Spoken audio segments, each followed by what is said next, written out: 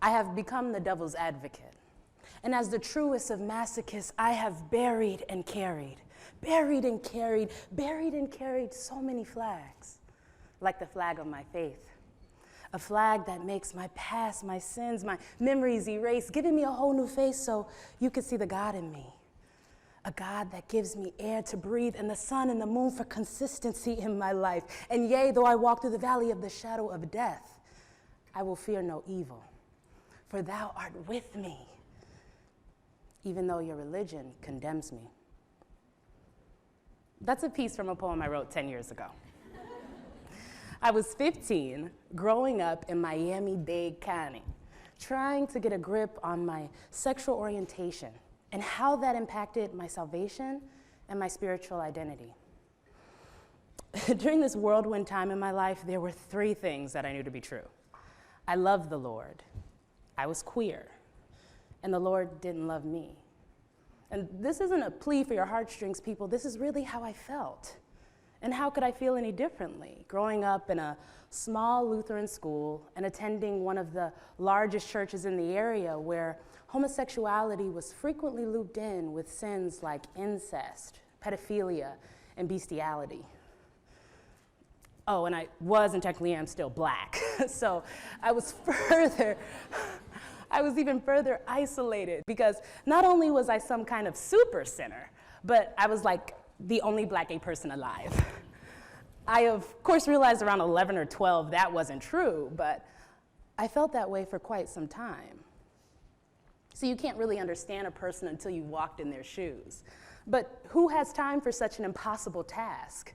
That's why God does not require us to walk 1,000 miles in order to connect with one another. We are simply called to love each other because God loves us. The end. But somewhere down the line, we added a second religion course. Religion 101. God loves everyone.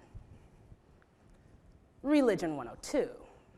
God loves everyone except those abominations, Sodom and Gomorrah, Leviticus, Holy Ghost breaking gays. See, my point is, in a modern era, in order for us to create unity in our religious communities, it's going to take a lot of action centered on love. We cannot have unity in our religious communities without LGBTQ people. We know this to be true.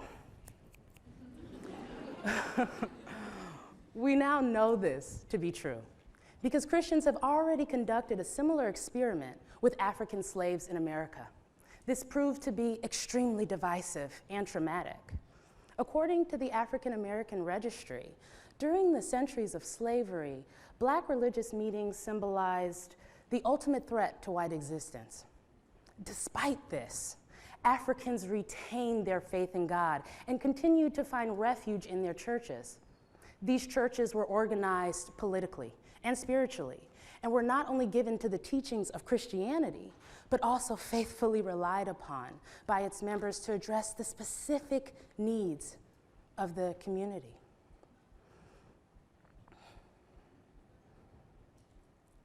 Specific needs of our community. The impact of this type of religious ideology, coded in fear and bigotry, are still felt today.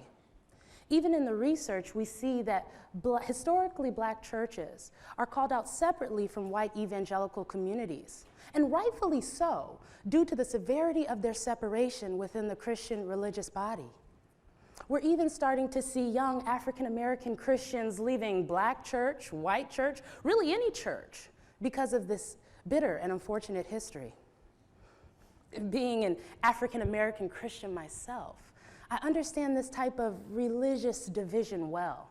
It's why I feel so passionately that in this modern era, we do not repeat the same mistakes with LGBTQ community.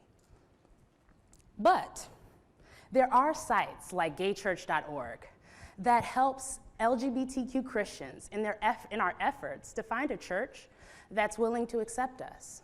And with a growing list of over 8,000 churches globally, some would think, 8,000 churches globally, that's pretty good for the gays. But when we compare that to almost 37 million churches around the world, that 8,000 number feels pretty dismal. It should be noted Tallahassee has 7 of that 8,000, so you all should be proud of yourselves. That's true, yeah, that gets a clap too.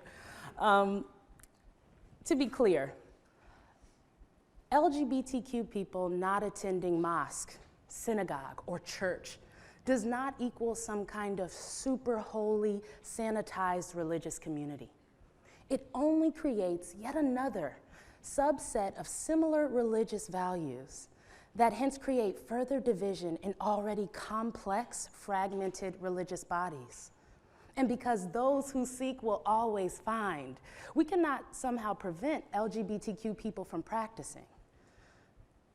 It seems that the current model is to create religious communities that are so hostile and devoid of God's love for LGBTQ people that some LGBTQ people don't feel the need to practice. It's largely done through Religion 102.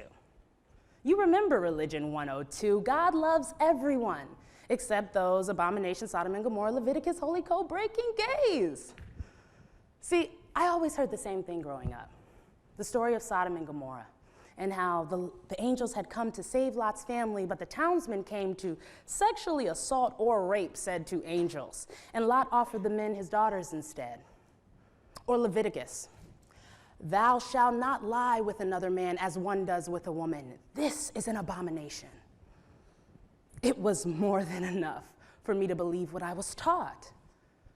God could pretty much tolerate anyone else but homosexuals. And because I was a homosexual, God couldn't tolerate me. So there's this one time in church that really stands out. We typically only went to church as a family on Sunday, but this Wednesday night service, my mother was determined for us to be there. Because the night before, at 15, I had had a complete mental, emotional, and spiritual breakdown.